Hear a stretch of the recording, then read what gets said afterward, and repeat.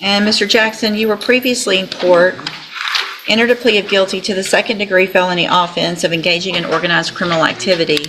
I've received the pre-sentence report as well as incident reports from the Jefferson County Jail. Has everyone had an opportunity to review all of that? Yes, Your Honor. Are there any additions or corrections? No, Your Honor. Judge, I'm sure the court would like Mr. Jackson to take a little bit more responsibility for what he did in his version, and I would also assume that his next comments are going to be the talking to that everybody else in the jail is getting from me.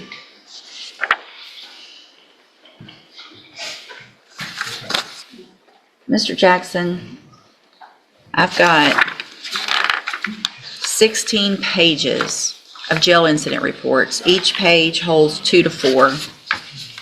Do the math on that, and that's a lot of you being exceptionally disrespectful to the officers that are there. And so what I'm wondering is why you think, I mean, since you entered your plea in this case, you were caught with a shank, 2 different types of shanks, and you've been fighting? Huh? You can speak where I can understand you first. Speak up. What do you want to say? I was talking to the guard, I was talking to the lieutenant. I was trying to talk to him and get that thrown out. They ain't find it on me. No, they found it in your bed. Oh, it wasn't. Okay. What about the other 16 pages? What about telling the officers, I don't have to do shit? What about telling the officers, I don't give a F about none of that? What about that? Is that you? Over and over and over? If you don't give a shit, then why should we?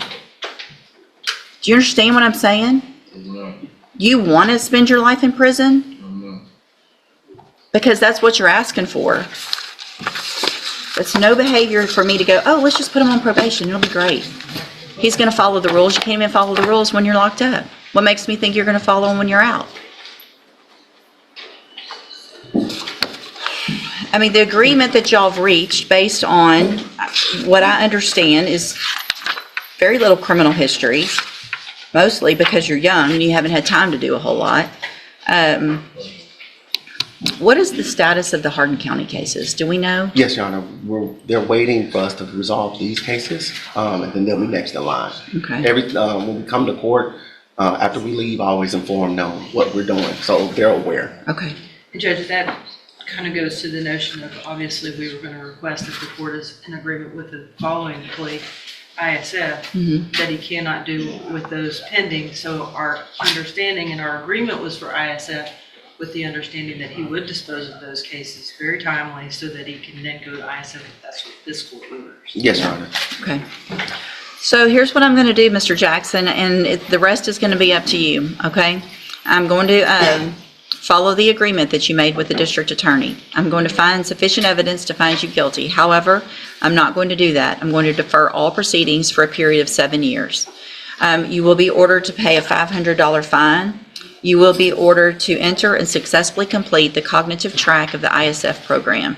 That is a whole program, especially for you young people, to hopefully help you to make better decisions. But here's the thing about ISF.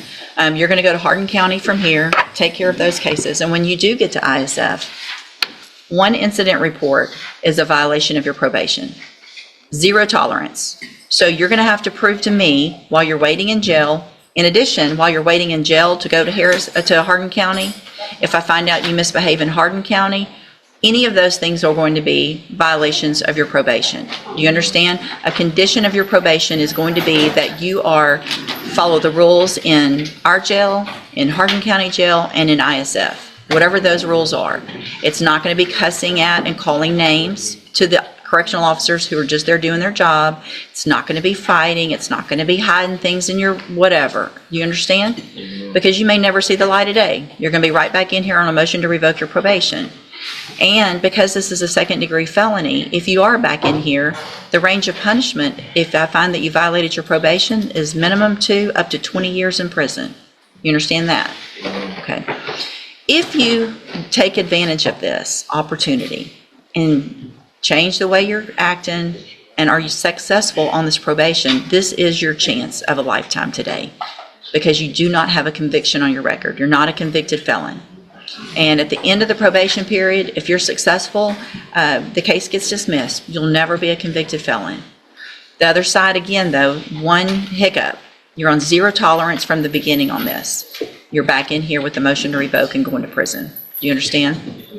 A condition of your probation also, if it's not in here, is going to be that you are not allowed to be in the possession of or around any firearm. So if there are firearms in your house where you're living that aren't yours, they have to be locked up, or you are not allowed to have them. You're not allowed to have a firearm, period. Do you understand? Okay. And Your Honor, just for the record, we do believe that he'll be able to make this probation and won't be back here. His family is here. They've always been here, so they're Good. ready to support him with whatever he needs to make sure that he makes it over the hump. I hope so. I'm glad that they're here. And here's the thing. You probably don't like their rules either. Guessing from how you're acting, I don't think you like anybody telling you what to do. But at this point in your life, until you get off this probation, there's going to be a bunch of people telling you what to do. And you're just going to have to take that because you're the one who engaged in this behavior, right? So grow up, take responsibility,